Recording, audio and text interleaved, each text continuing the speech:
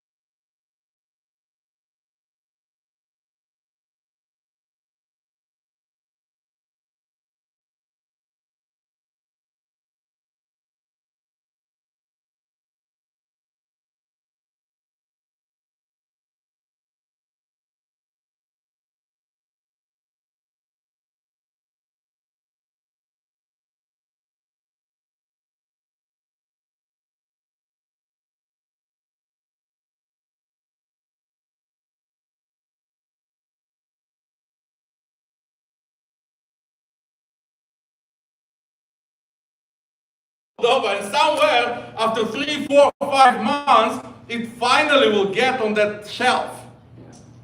And you can expect something good from that. But you see, we don't grow avocado in Moldova because we didn't have atmosphere. I mean, to grow avocado, you need to have a proper atmosphere. You need to have that's why the avocado, the Mexico, the California, they grew here avocado. Because you have a proper atmosphere. Well, you see, in order to grow a church, we need a proper atmosphere. Because, you see, the church will not grow in any atmosphere. The church will not grow definitely in atmosphere on unforgiveness. You know why? Because, check this out. When you're born, you came home, you go to kindergarten. In kindergarten, they will tell you how stupid you are. Amen? Then you graduate kindergarten, you go to elementary school.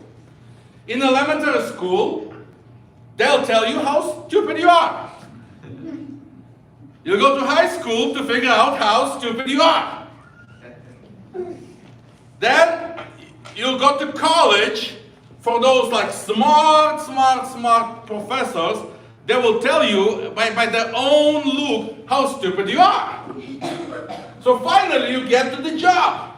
And you will work, and your co-workers work there since Noah time.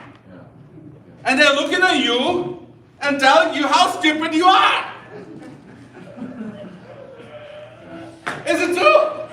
Come on now, right?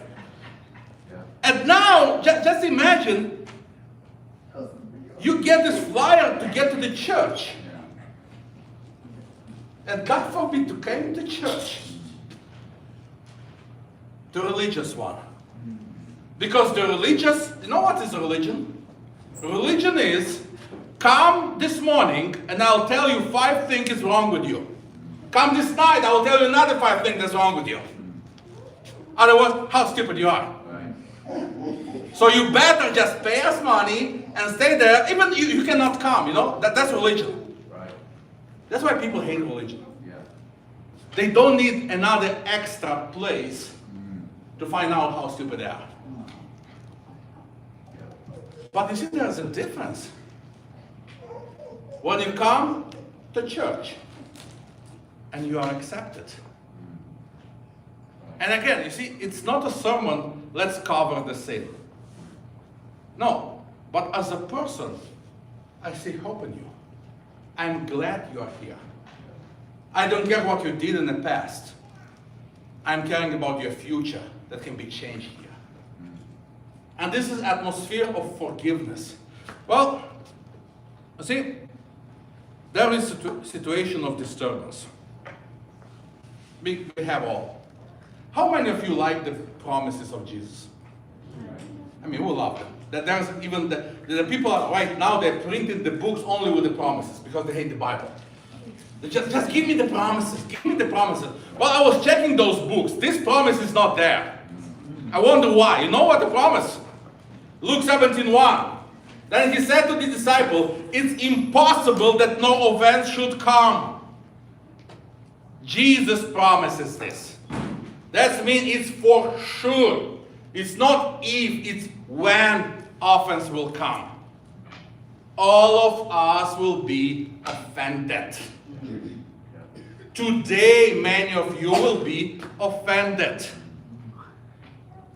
If there is a kind of long time and nobody offend you, let me give you a secret. It's not a prophecy, but just a word of experience. Maybe you are the offender. It could happen. But you see, and we can deal with offenses because we are Christians, amen?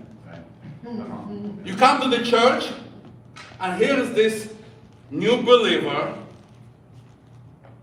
that he's sitting on your holy seat place. How dare he? You polished this place for months. It's already had the shape of yours. And here is this new Christian that came and sit in your place. How dare he? But we are Christian, we can handle it. Somebody took your parking spot. Uh-oh. We are Christian, we can handle it.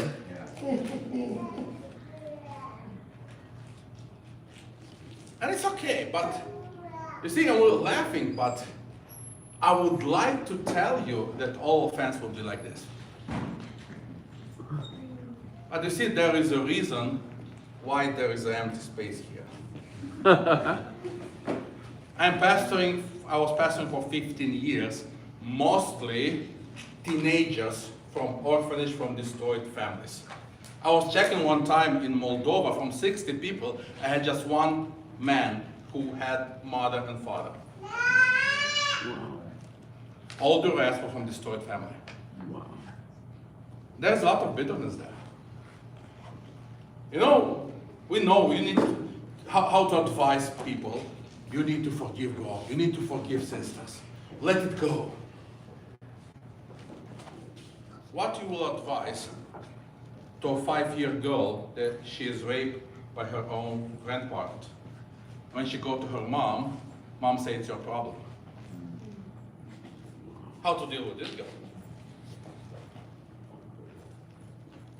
When you are in a church as a family, and husband disappeared for 10 years, leaving you with 3 toddlers. Wow.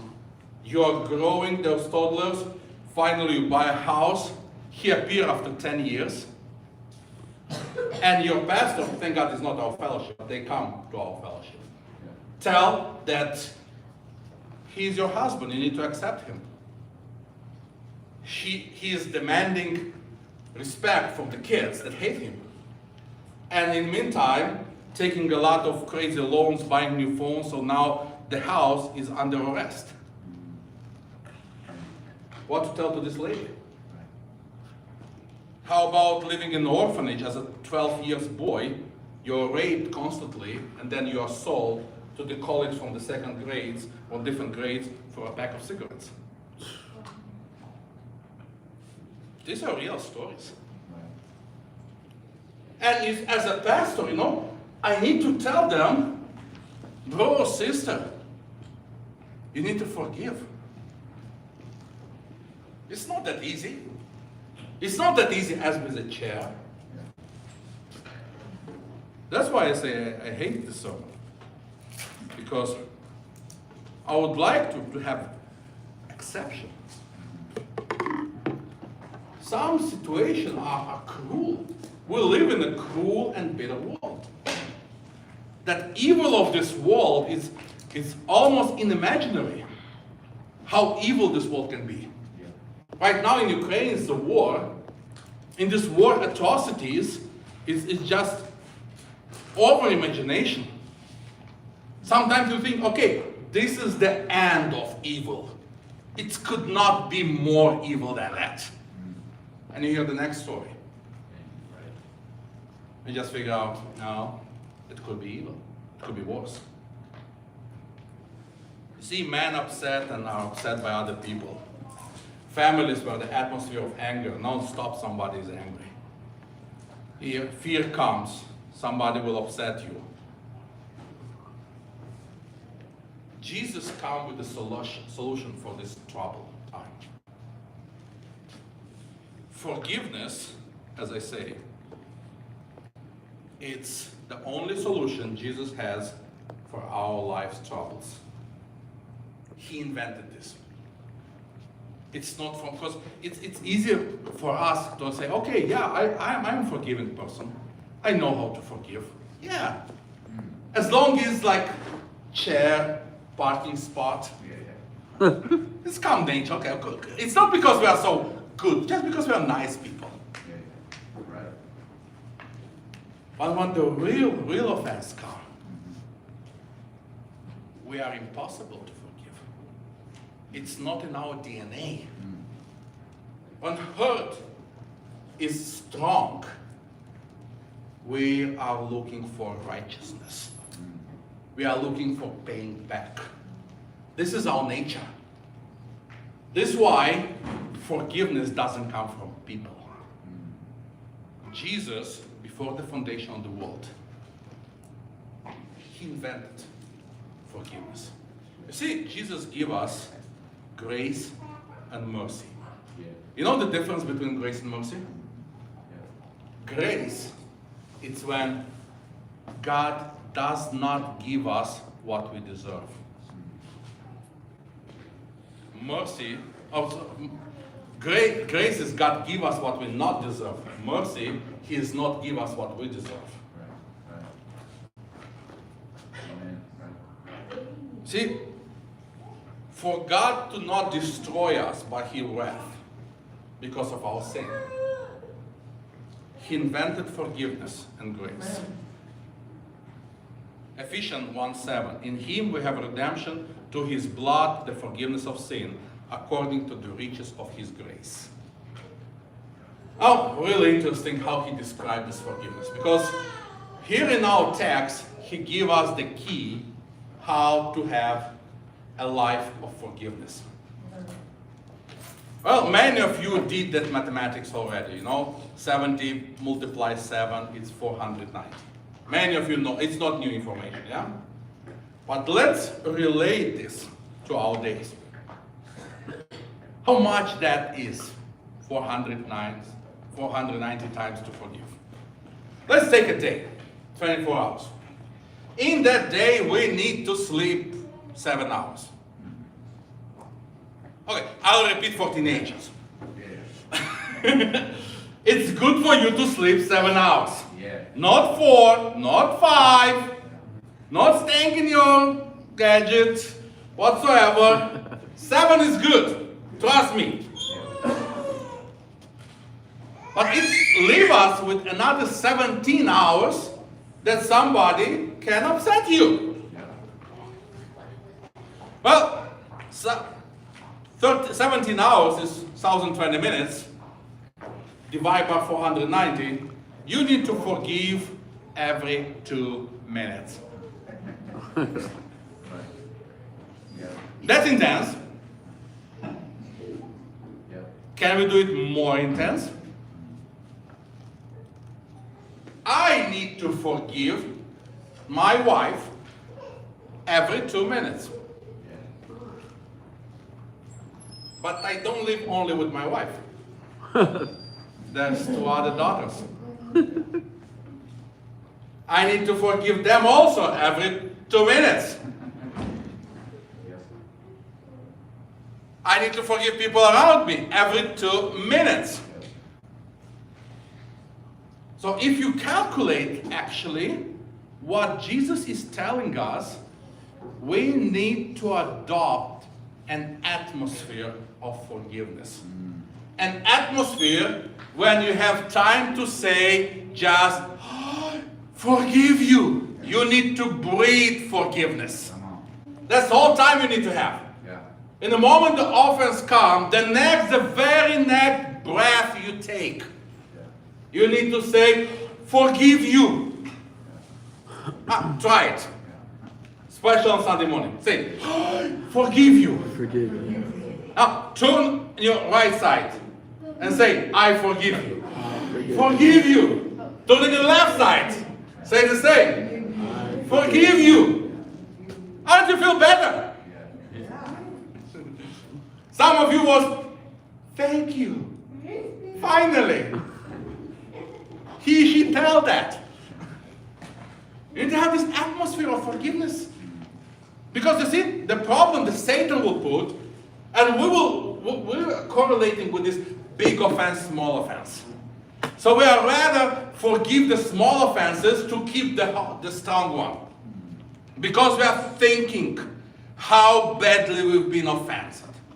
And again, let me tell you, by forgiving somebody, it doesn't mean that offense was negligible.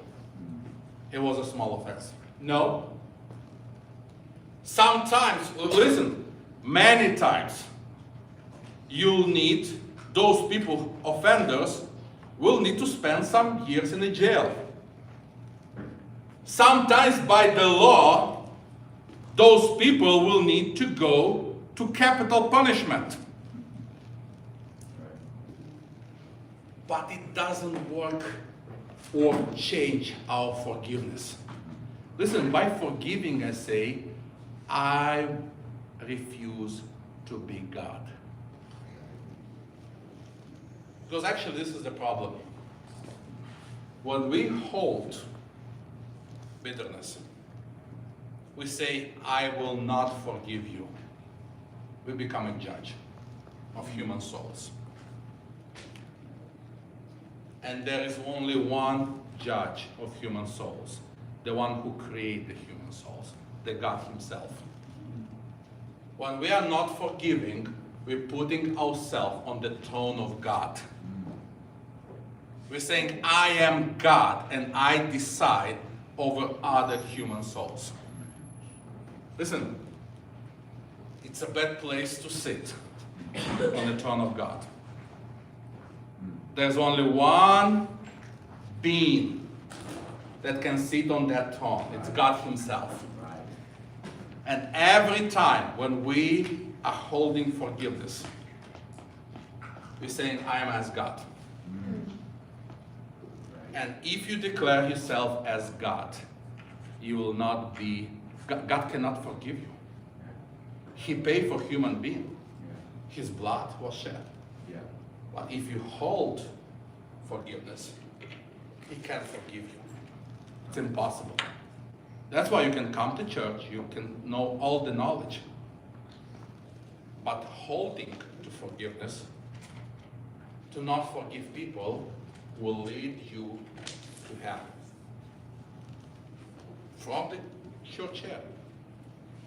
It's so drastically. It will stop the work of God in your life. You know, Jesus said, whoever comes to me and take the water from inside, there will be a rivers of water. But you see, when we hold bitterness, it's like a clog that blocked that pipe. When you hold bitterness, you cannot relay the good news to others. Because there is no good news. You are offended. And let me tell you, if you're offended on somebody, you can be offended on one person. Maybe it's your father, maybe it's somebody. Suddenly, all the people look the same. You can't share something good because you have nothing good to share. You're clogged, you're blocked. There's a emptiness, desert. There's a little video I would like to put.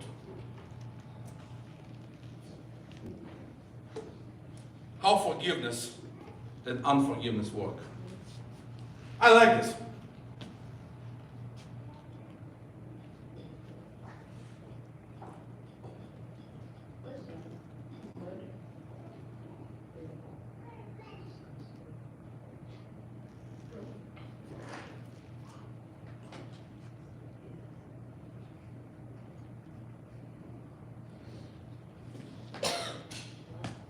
In case you didn't get, you are the pipe in this video.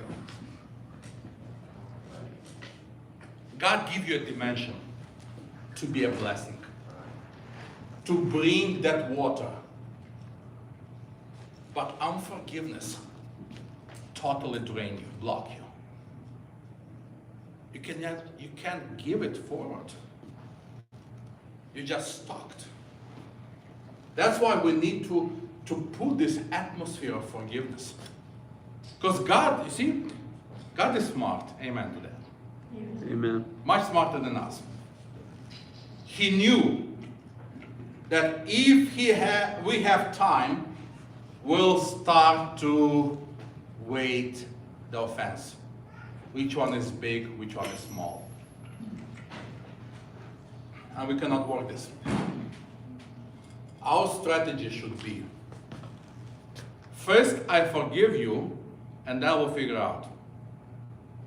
From the beginning, I forgive you. Okay, there is offense. The first step, I forgive you. Then we'll figure out. Somebody hit your car. Okay, I forgive you. We'll go to insurance, we'll cover, we'll fix it, If there's some payment, it will be placed, But I forgive you from the beginning. That's why I say our forgiveness should be as a breathing. In the moment somebody offend you, somebody step on your toe, you say, forgive you. Then take your leg from my toe. You see, when we create this atmosphere of forgiveness, everything's changed. There is a blessing in relationship. People will want to stick with you if they feel that you forgive them if they make an unintentional mistake. Can people be sure that regardless of their anger, they will find forgiveness from you? Can you convey that forgiveness is part of your life? You see, if you send this message of forgiveness to people, you'll have many friends. Many times I say, to be angry with you, you need to work hard. Right. It's basically impossible. You can offend me, but the very next moment, I'll help you. I want to finish with a story, another testimony, of a boy. He was saying, had a really demanding mom. She was punishing him from every little stinking stuff. When he will do something wrong, she will punish him harshly. So to escape the beating, he would run away in his house. He had an attic, so he'll hide himself in that attic. The mom will go, scream for him, but he will keep silent. In the evening, though, when the hunger comes, he'll come down from the attic to the house. He'll receive his punishment, but also some food. Age of 6, his mom died. Father bring another woman in the house. A couple of weeks later, he broke a window, playing as a kid. Immediately fear came in his heart. He ran to the attic. His new mom, all day long, was calling his name. At every call, he was shaking. Evening come. He come down to the house to receive his punishment. But his mom grabbed him and hugged him. He closed his eyes, thinking, okay, I'll be beaten. But she wasn't beating him. Actually, she was kissing him. She was crying, saying, boy, where have you been all day? I was so scared. Don't pay attention to that window. It was cracked anyway. I was scared about you. Don't do this ever. For the first time, he felt loved. His life transformed. You see, many children grow with the fear that if they make a mistake, they'll be severely punished. This fear makes them hide the mistakes of their life, not to say anything. But the atmosphere of forgiveness in the church frees us from the fear of punishment and not to hide certain mistakes. You see, our God, our Father, He wants us to know that we are forgiven. Let's bow our head and close our eyes.